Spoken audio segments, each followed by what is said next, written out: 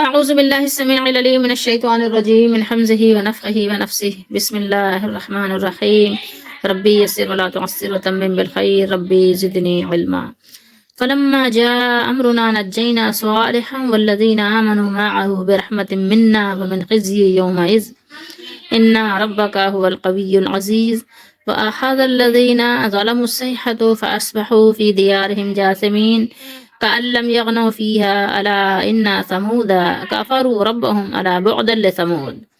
یہ 3 آیات مبارکہ ہیں 66 سے 68، 66 سے 68، سورہ ہود ہے، 12واں سپارہ ہے۔ ترجمہ: پھر جب ہمارا حکم سے مراد یہاں عذاب ہے، یعنی حکم عذاب آ گیا تو ہم نے صالح اور ان کے ساتھ ایمان لانے والوں کو اپنی رحمت سے نجات دی۔ یہ ہم پچھلے رکوع میں پڑھ چکے ہیں، جہاں پر اللہ تعالیٰ نے ہود علیہ السلام کا تذکرہ کیا، نوح علیہ السلام کا تذکرہ کیا، تو ان کو اللہ تعالیٰ نے اپنی رحمت سے نجات دی، برحمت منا، رحمت سے، اپنی رحمت سے نجات دی، اور اس عذاب سے بھی، وہ عذاب کون سا ہے جو قیامت کے دن ہوگا، اس یعنی قیامت کے دن کی رسوائی سے بھی نجات دی۔ بے شک آپ کا رب وہی ہے نہایت قوی، وہ ہے قوی، القوی العزیز، وہ قوی بھی ہے عزیز بھی ہے، وہ نہایت قوی ہے، بہت زبردست ہے، بہت یعنی عزت والا زبردست ہے۔ اور جن لوگوں نے ظلم کیا تھا انہیں زبردست چیخ نے آ پکڑا، پھر وہ اپنے گھروں میں اوندھے پڑے رہ گئے، جیسے کبھی ان میں بسے ہی نہ تھے۔ آگاہ رہو، الا آگاہ رہو، بے شک سمود یعنی قوم سمود جو تھی، سمود کی سمود قوم نے اپنے رب کا انکار کیا، سن لو پھٹکار ہے سمود کے لیے، لعنت ہے۔ سب سے بڑا گناہ کیا ہے؟ صحابہ نے پوچھا تھا رسول اللہ صلی اللہ علیہ وسلم سے، یا رسول اللہ سب سے بڑا گناہ، سب سے بڑا جرم کیا ہے؟ آپ صلی اللہ علیہ وسلم ہمیشہ صحابہ کو فرماتے شرک، یعنی شرک سے بچنے کی آپ نے بہت ترغیب دلائی۔ اور آج اگر آپ دیکھیں تو اسی جرم سے لوگ بے خبر ہیں، بے فکر ہیں۔ سب سے بڑا گناہ آپ کا ہے شرک، اور ساری برائیوں کی جڑ شرک ہے۔ جس جرم کی سزا بڑی ہو اس سے انسان کو بچنا بھی بہت زیادہ چاہیے، بچنا بھی اس طرح سے کہ اس کے قریب بھی انسان نہ جائے، بلکہ اس کے کہتے ہیں نا سائے سے بھی انسان بچتا ہے، بہت دور رہنا چاہیے۔ کسی بھی ایسے جرم اور ایسے گناہ سے اپنے آپ کو بچانا انسان کے لیے لازم ہے۔ لیکن یہ ہے کہ بہت افسوس کی بات ہے کہ آج ہماری اکثر عوام شرک کا جانتی ہی نہیں کہ شرک کہتے کسے ہیں، اور وحدانیت کہتے کسے ہیں، اور رسولوں کا ماننا کہتے کسے ہیں۔ اکثر لوگوں کو یہ معلوم ہی نہیں ہے۔ اللہ تعالیٰ بہرحال ہم سب کو سمجھ عطا فرمائے۔ یہاں پر دیکھیے ایک بات ہے کہ اللہ تعالیٰ نے فرمایا کہ جب ہمارا حکم عذاب آیا تو ہم نے صالح اور ان کے ساتھ ایمان لانے والوں کو اپنی رحمت سے نجات دی، تو ان کو تو اللہ نے بچا ہی دیا، ان کا بال بیکار نہیں ہوا، کیونکہ اللہ قوی بھی ہے اور عزیز بھی ہے، اللہ ہی غالب ہے اور اللہ کے رسول ہی کا غلبہ ہے۔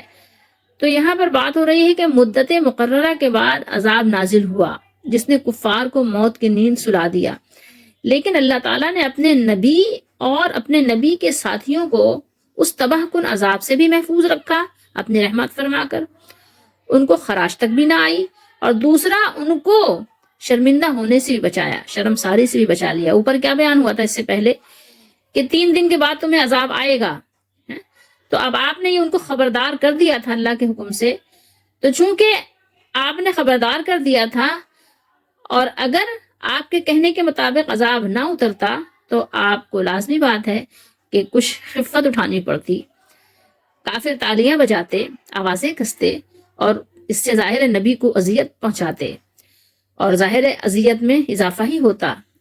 اور بہرحال بعض علماء نے اس واو کو یہاں پر زائد کا بھی کہا ہے۔ تو خیر ہے، اللہ نے ہمیشہ اپنے نبیوں کو غالب رکھا، اور ہمیشہ اللہ کی یہ سنت ہے کہ نبی کے طریقے پہ چلنے والے ہی اپنے دلیلوں پر غالب ہوتے ہیں، اور اللہ تعالیٰ ان کو، چونکہ اللہ قوی ہے تو اللہ تعالیٰ اپنے ماننے والوں کو قوت بھی دیتے ہیں، اللہ عزیز ہے تو اپنے ماننے والوں کو عزت بھی دیتے ہیں۔ وہ آخذہ پکڑا، کس نے پکڑا؟ یہ یہاں پر بیان کیا اللہ تعالیٰ نے کہ ظالموں کو ایک کڑک نے، چیخ نے، یہاں خوفناک کڑک پیدا ہوئی، بیان کیا نا اللہ تعالیٰ نے کہ ان کے دل سینوں میں پھٹ گئے۔ اور سورہ اعراف میں اگر آپ کو یاد ہو تو وہاں آپ نے پڑھا ہوگا کہ انہیں زلزلے نے آ لیا، یہاں کڑک کا ذکر ہوا، وہاں زلزلے کا ذکر ہوا. تو اب آپ کو ایسا لگے گا کہ یہ تو اختلاف ہے. قرآن میں تعرض ہو رہا ہے کہ اللہ تعالیٰ نے ایک جگہ فرمایا کہ ان کو سخت کڑک آ گئی، اور یعنی ایک گرجدار آواز جس سے ان کے دل سینوں میں پھٹ گئے، اور پھر وہ موت کی نیند سلا دیے گئے، اپنے گھٹنوں کے بل اوندھے کر دیے گئے. اور سورہ اعراف میں فرمایا کہ ان کو زلزلہ آیا اور زلزلے میں جو ہے وہ ہلاک ہو گئے. لیکن اگر آپ دیکھیں گے تو کوئی تعرض نہیں ہے، کوئی اختلاف نہیں ہے. آپ کو اگر اندازہ ہو تو گرجدار آواز جب پیدا ہوتی ہے تو زمین تھرا اٹھتی ہے، زمین ہل جاتی ہے، کانپ جاتی ہے، اور آپ کے بھی رونگٹے کھڑے ہو جاتے ہیں، آپ کے بھی کان جو ہے نا بے چین ہو جاتے ہیں. ایسے اگر ایک جب آپ نے دیکھا ہوگا فائرنگ کی آواز آتی ہے، جب بھی آپ ڈر جاتے ہیں، خوفزدہ ہو جاتے ہیں. کہیں دھماکے کی آواز آ جائے تو انسان ہل جاتا ہے، گاڑیاں ہل جاتی ہیں. جب توپ کا گولہ پھٹتا ہے تو کیا مکان آپ نے دیکھا ہوگا لرزنے لگ جاتے ہیں، اور زمین کانپتی ہوئی معلوم ہوتی ہے کہ جیسے زمین بھی کانپ رہی ہے. اگر توپ کے ایک گولے کے پھٹنے سے یہ حالت ہوتی ہے، یا فائرنگ سے آپ ڈر جاتے ہیں، ہل جاتے ہیں، تو کیا آپ کو یہ معلوم نہیں کہ اس دہشت ناک کڑک سے کیسا محشر بپا ہوا ہوگا، کیسی خطرناک قسم کی یعنی لرزہ طاری ہوئی ہوگی وہاں پر اس ماحول میں، ان حالات میں. تو اس میں یعنی کوئی اختلاف نہیں ہے، یہ بس صرف سمجھنے کی بات ہے. آپ اس آواز کا اندازہ ہی نہیں لگا سکتے کہ جس آواز کے خوف سے دل ہی پھٹ جائیں، کان کے پردے ہی پھٹ جائیں. تو اب یہاں پر یہ غور کرنے کی بات ہے کہ ہم جیسی قوم یا ہم جیسے لوگ جو یعنی ایک تیز آواز سے ڈر جاتے ہیں یا پٹاخوں سے ڈر جاتے ہیں، وہ اللہ کے عذاب سے کیوں نہیں ڈرتے؟ تو اس بات کی آپ اگر علامت کو سمجھیں یا نشانی کو، تو وہ یہ ہے کہ ہمارا یقین بہت کمزور ہو چکا ہے. ورنہ یہ کہ اللہ کا عذاب ڈرنے کی چیز ہے. قرآن مجید میں اللہ تعالیٰ نے اس بات کو فرمایا کہ اللہ کا عذاب ڈرنے کی چیز ہے. ایسا نہیں ہے کہ اللہ کے عذاب سے ہم ڈرے نہیں. تو اب یہاں دیکھیے اللہ نے کیا فرمایا کہ فلما، پھر جب اللہ کا امر آ گیا، اللہ کا حکم عذاب آ گیا. کس پر آیا؟ یہ صالح علیہ السلام کی قوم پر آیا. اب ہمارے یہاں کیا ہے کہ بہت سے لوگ دوسروں کو خوش کرنے کے لیے یہ جب عذاب آتا ہے نا تو اس کو مختلف نام دیتے ہیں. ویسے اس کا یعنی اس کا آپ اگر پورا قصہ دیکھیں گے، پوری ڈیٹیل جو ہے، تو سورہ اعراف میں یہ گزر چکی ہے. تو یہاں پر اس کی اعادے کی ضرورت بھی نہیں ہے، لیکن یہ ہے کہ اگر آپ کو دیکھنا ہے اس کی تفصیل تو سورہ اعراف کے آیت نمبر 73 سے 78 تک آپ دیکھ سکتے ہیں. لیکن بہرحال یہاں کچھ نہ کچھ تفصیل جو ہے مطلوب بھی ہے، کیونکہ ظاہر ہے ہر شخص تو پورا قرآن نہیں پڑھتا نہ سنتا ہے. تو جو جتنا سنتا ہے کم از کم وہاں اللہ نے بار بار اعادہ کیا ہے اپنے عذاب کی باتوں کا، ڈرانے کی باتوں کا، جہنم کی باتوں کا، تو تاکہ بندے ڈریں اور اس سے اپنا بچاؤ کریں. اور تو کوئی بات نہیں ہے، صرف بچاؤ کی بات ہے کہ اپنی سیفٹی کا انتظام کریں، اپنے حفاظت کا انتظام کریں. لیکن بہت سے لوگ کیا کرتے ہیں کہ جب بھی اللہ کا عذاب آتا ہے، بارش زیادہ ہو جائے، سیلاب آ جائے، بند ٹوٹ جائیں، یا یہ کہ گرم ہوائیں چلنے لگ جائیں، یا اور بھی کسی قسم کا عذاب آئے، زلزلہ آ جائے، یا آپس میں لوگ لڑ جائیں، فتنے پیدا ہو جائیں، ایک دوسرے کو مارنے لگ جائیں، ایک دوسرے کی عزت، ایک دوسرے کا مال، ایک دوسرے کی جان ایک دوسرے سے محفوظ نہ ہو، لوگ لوٹے جائیں، لوگ مارے جائیں، امن و امان ختم ہو جائے، تو ہر طرف ایک خوف کا دورہ ہو، بہت زیادہ مہنگائی ہو جائے، تو یہ ساری چیزیں بھی عذاب کی شکلیں ہیں. لیکن لوگ کیا ہے مختلف اس کا نام دیتے ہیں، مختلف اس کا رنگ دیتے ہیں. عوام الناس کی تو بات ہی چھوڑ دیں، بہت سے وہ لوگ جو اپنے آپ کو ہی سمجھتے ہیں وہ اسلام کے خیر خواہ ہیں، اسلام کی خدمت کر رہے ہیں، انہوں نے بھی اس طرح کی زیادتیاں کی ہیں کہ ان کی فہرست بھی ان لوگوں کی بڑی طویل ہے کہ زیادتیاں کیا کی ہیں کہ انہوں نے اللہ کے عذاب کا مختلف انداز سے جو ہے نا اس کا ہیرا پھیری کر کے نام دے دیا. نام کیا دیا کہ مثال کے طور پر بارش کوئی اور نام دے دیتے ہیں کہ وہ اس وجہ سے یوں بارش ہو گئی، تو اس وجہ سے یوں بارش ہو گئی، یوں زیادہ پانی آ گیا. حالانکہ معاملہ ایسا نہیں ہوتا. کیوں؟ اس لیے کہ قرآن کریم میں متعدد آپ کہہ سکتے ہیں کہ مقامات پر، 20 مقامات پر اس امر کی صراحت کی گئی ہے کہ جب کوئی قوم اپنے نبی کی دعوت کو ٹھکرا دیتی ہے، اعتقاد و عمل کی گمراہیوں میں مبتلا ہو جاتی ہے، ان کے فسق و فجور سے طہارت و تقوی کا دامن تار تار ہو جاتا ہے، ان کا غرور جب عدل و انصاف کے تقاضوں کو روند ڈالتا ہے۔ آج آپ اپنی آنکھوں سے یہ چیزیں دیکھ سکتے ہیں، جب مظلوم کو فریاد کرنے پر سزائیں دی جاتی ہیں۔ آج آپ دیکھ سکتے ہیں مظلوم اگر فریاد کرے تو کیا ہوتا ہے، بجائے اس کی کہ اس کی فریاد رسی کی جائے اس کو سزا دی جاتی ہے۔ تو پھر کیا ہوتا ہے، تو ایسی قوم پر اللہ تعالیٰ ان کی بدعمالیوں کی وجہ سے ایسا عذاب مسلط کرتے ہیں کہ پھر ان کا نام و نشان تک باقی نہیں رہتا۔ یہ اور بات ہے کہ مہلت دیتے ہیں اللہ تعالیٰ، ایسی بات نہیں ہے کہ فوراً اللہ تعالیٰ، ہاں کوئی ایسا بھی ہوتا ہے، کچھ ایسے عمل بھی ہیں کہ جس کی وجہ سے کچھ لوگوں پر اللہ تعالیٰ کا ایسا غضب ہوتا ہے کہ فوراً ہی اللہ تعالیٰ ان کو اپنے عذاب سے رون دیتے ہیں، لیکن اکثر اوقات ایسا ہے کہ اللہ تعالیٰ مہلت دیتے ہیں اور لمبی مہلت دیتے ہیں، بلکہ سرکشوں کو تو اکثر بہت لمبی لمبی عمریں ملتی ہیں، 70 سال 80 سال 90 سال عام بات ہے، ان کو اللہ تعالیٰ دیتے ہیں مہلت کہ کل کو یعنی ان پر یہ بات حجت تمام ہو جائے کہ وہ یہ نہ کہیں کہ ہاں ہمیں موقع نہیں ملا، وقت نہیں ملا، ان کو پورا وقت دیا جاتا ہے۔ اور اس حقیقت کو واضح کرنے کے لیے متعدد انبیاء ان کی قوموں کے احوال بیان کیے گئے ہیں، کہاں پہ قرآن میں، اور ان عذابوں کا بار بار ذکر کیا گیا ہے جو طوفانوں، زلزلوں، تند و تیز آندھیوں اور بجلی کی کڑک اور بادلوں کی گرج اور یہ تیز ہوائیں، یہ آندھیاں، یہ سمندری طوفان وغیرہ کی شکل میں ان قوموں پر نازل ہوئے اور ان کے غرور کو مٹی میں ملا دیا۔ اور اس کو بار بار بیان کرنے یا بار بار ذکر کرنے کا اللہ تعالیٰ نے مقصد بھی بیان کیا کہ ان واقعات کو بیان کرنے کے بعد ہر بار اس قسم کے جملے اللہ تعالیٰ نے ارشاد فرمائے کہ یہ قصص اور حالات عبرت پذیری کے لیے ہیں، کہ آپ کی آنکھیں کھل جانی چاہیے، ذکر کیے گئے ہیں اس لیے ذکر کیے گئے ہیں تاکہ آپ عبرت حاصل کریں، اپنی آنکھیں کھولیں۔ یہ واقعات اس لیے نہیں بیان کیے گئے کہ یہ قصہ گوئی اور داستان سرائی مطلوب ہے، نہیں۔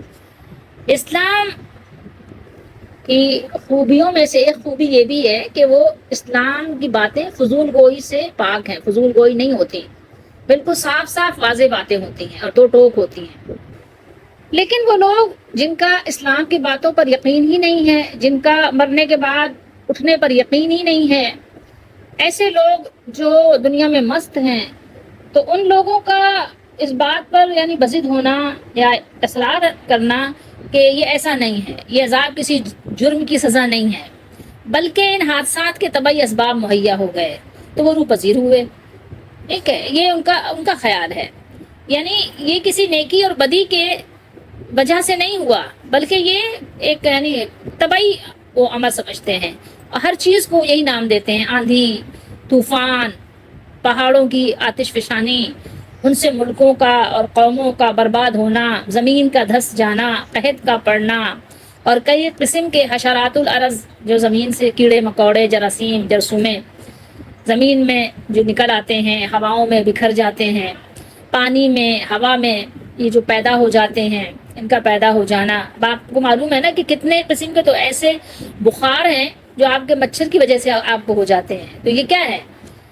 اور کئی قسم کی وباؤں کا آنا اور قوموں کا ہلاک ہونا، سب کو کیا نام دیتے ہیں کہ سب یہ طبعی ہیں، جو ان کے اسباب جمع ہو جانے پر ان کے یعنی موافق قانون قدرت ہے، اس کا کچھ یعنی گناہوں سے، نافرمانیوں سے اس کا کوئی تعلق نہیں ہے۔ یہ ایسا کیوں کرتے ہیں؟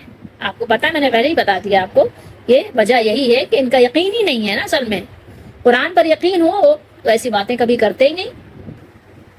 خیر، اگر آپ یہ بات مان بھی لیں کہ یہ طبعی امور ہیں، عادتاً یہ رونما ہوتے ہیں، تو پھر آپ کو ماننا پڑے گا کہ پھر جب اللہ کا تعالیٰ کا حکم آتا ہے تو پھر سب پر آنا چاہیے، کچھ لوگ بچا کیوں لیے جاتے ہیں؟ دیکھیں اللہ تعالیٰ نے یہاں پہ بھی یہ بات فرمایا کہ اللہ تعالیٰ ایمان والوں کو، اپنے نبیوں کو اور ایمان والوں کو کیا کرتے ہیں؟ اللہ تعالیٰ نجات دیتے ہیں، بچا لیتے ہیں، ٹھیک ہے۔ تو اگر تو یہ طبعی امور ہے تو پھر یہ سب کے لیے ایک جیسا ہی معاملہ ہونا چاہیے نا، لیکن سب کے لیے ایک جیسا معاملہ نہیں ہوتا۔ بہرحال یہ سب باتیں ہیں ان کے لیے جو حقیقتاً دل کی گہرائیوں سے قرآن پر ایمان رکھتے ہیں، ان کے لیے یہ باتیں ہیں۔ اللہ تعالیٰ ہم سب کو سمجھنے کی توفیق دے۔ اور بے شک میرا رب جو ہے، ان ربا کا والقوی العزیز، وہ قوی بھی ہے، عزیز بھی ہے، اس کو کوئی عاجز نہیں کر سکتا، نہ کوئی کمزور کر سکتا ہے۔ اب یہاں ایک چیز اور پہ آپ ذرا غور کریں، آپ کو پتہ چلے گا۔ کَأَلَّمْ يَغْنَوْا فِيهَا، کاف آپ کو پتہ ہے یہ تو تشبیہ کے لیے ہے نا، جیسے۔ اب یہاں پر ذرا آپ غور کریں، کَأَلَّمْ يَغْنَوْا فِيهَا، غنیہ یغنا، آپ جیسے فی مکان کذا، فی مکان کذا، جب کوئی شخص لمبی مدت کسی جگہ میں ایسے رہے یا یوں رہے کہ وہ اس کے سوا کسی بھی جگہ سے غنی ہو، یعنی ایک ہی جگہ اس کو کفایت کرے۔ مغنا آپ کہہ سکتے ہیں کہ مصدر بھی ہے، اور مغنا یہ ظرف مکان بھی، یعنی رہنا اور رہنے کی جگہ۔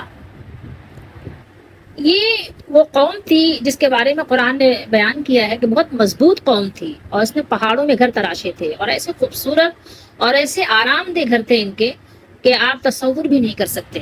یہ بہت مضبوط لوگ تھے، اور انہوں نے ایسے گھر بنائے تھے کہ ان کو اور جگہ سے، یعنی اب ان کو کوئی سروکار نہیں تھا اپنے گھروں میں، بالکل یعنی یہ سمجھ لیں ایک طرح سے بے پرواہ تھے، بالکل یعنی آزاد تھے، بالکل آرام کے ساتھ تھے، یعنی ہر طرح، یعنی ان کا کمفرٹ زون تھا، تو ان کو کسی قسم کی کوئی وہاں پر تکلیف نہیں تھی، نہ ہی ان کو جگہ بدلنے کی ضرورت تھی۔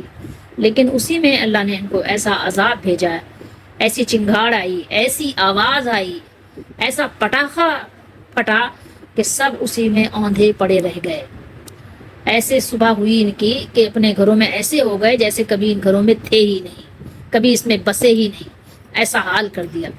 جیسے دیکھیں نا کہ ایک جب زمین ذرا سا ہلتی ہے نا، تو لوگ اپنے گھروں سے، آرام دہ گھروں سے، اپنے کمفرٹ زون سے ایسے باہر بھاگتے ہیں جیسے ان کو اس گھر کی کوئی حاجت ہی نہیں ہے۔ اس وقت ان کو اپنے جان کی ایسی لگتی ہے، لا الہ الا اللہ پڑھتے ہوئے سب باہر نکل آتے ہیں۔ فلیٹوں میں اگر ہیں تو سیڑھیوں سے سب پتہ چلا ایک ازدحام ہو جاتا ہے، اتنا رش ہو جاتا ہے کہ وہ ایک دوسرے پہ گر گر کر ہی مرنے لگ جاتے ہیں، ہے نا، اپنے گھروں سے بے پرواہ ہو جاتے ہیں، باہر بھاگتے ہیں، اپنے گھروں کی ان کو حاجت ہی نہیں رہتی۔ تو ایسے حال ہو جاتا ہے کہ اگر اللہ تعالیٰ کا ایک عذاب کی جھلکی دیکھ لیں، لیکن پھر جب بچ جاتے ہیں، بچا لیے جاتے ہیں، تو پھر اس کا دوسرا نام دے دیتے ہیں۔ یہ بڑے دکھ کی بات ہے، اللہ تعالیٰ ہم سب کو سمجھنے کی توفیق دے۔ سمود نے اپنے رب کا انکار کیا، اپنے رب سے کفر کیا۔ یہ سمود کون ہے؟ یعنی پوری قوم ہے، یہ قوم سمود ہے، صالح علیہ السلام کی قوم کو کہتے ہیں۔ اس نے اپنے رب سے کفر کیا تو اللہ نے ان پر کیا کیا؟ ان پر پھٹکار، ان کو اپنے آپ سے دور، اپنی رحمت سے دور کر دیا، ان پر لعنت بھیج دی۔ اللہ نے فرمایا کہ سن لو، پھٹکار، لعنت ہے سمود کے لیے، یعنی پوری قوم ان کی جو قوم سمود ہے ان کے لیے لعنت ہے۔ لیکن یہ باتیں کس کو سمجھ آتی ہیں؟ ان لوگوں کو جو ایمان والے ہیں، اور ایمان والے بہت تھوڑے ہی سے لوگ ہوتے ہیں ہر دور میں، لیکن اس دور میں بھی بہت تھوڑے ہیں۔ آخری دور کے لیے تو اللہ کے نبی صلی اللہ علیہ وسلم نے ارشاد فرمایا کہ قیامت کے قریب ایماندار افراد اپنے ہی معاشرے اور ماحول میں اجنبی بن کر رہ جائیں گے۔ اجنبی آپ کو پتہ ہے کسے کہتے ہیں؟ مسافر کو کہتے ہیں۔ حضرت ابو ہریرہ رضی اللہ تعالیٰ عنہ نے بیان کیا کہ رسول اللہ صلی اللہ علیہ وسلم نے ارشاد فرمایا، قال رسول اللہ صلی اللہ علیہ وسلم، بدأ الاسلام غریبا وسيعود كما بدأ غریبا فطوبى للغرباء۔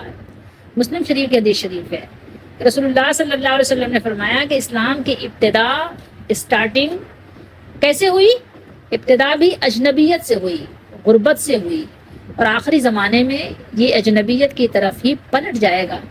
لہٰذا مبارک ہو، فطوبى للغرباء، مبارک باد ہے اجنبیوں کے لیے، جو یعنی ایماندار لوگ ہوں گے، اور صرف اسلام کی وجہ سے وہ اپنے قوم میں، اپنے ماحول میں، اپنے لوگوں میں کیا ہو کر رہ جائیں گے؟ اجنبی بن کر رہ جائیں گے، یعنی اپنے ہی ماحول، اپنے ہی معاشرے میں ان کو اجنبی بنا دیا جائے گا۔ بس اللہ ہمیں سمجھنے کی توفیق دے، ہمیں ہدایت دے، اور اللہ تعالیٰ ہم سب کو ایمان پر رکھے۔ فتنوں کا وقت ہے تو لوگ قرآن و سنت کو سمجھنے کے لیے تیار نہیں ہے۔ اللہ ہمیں سمجھنے والوں میں کرے۔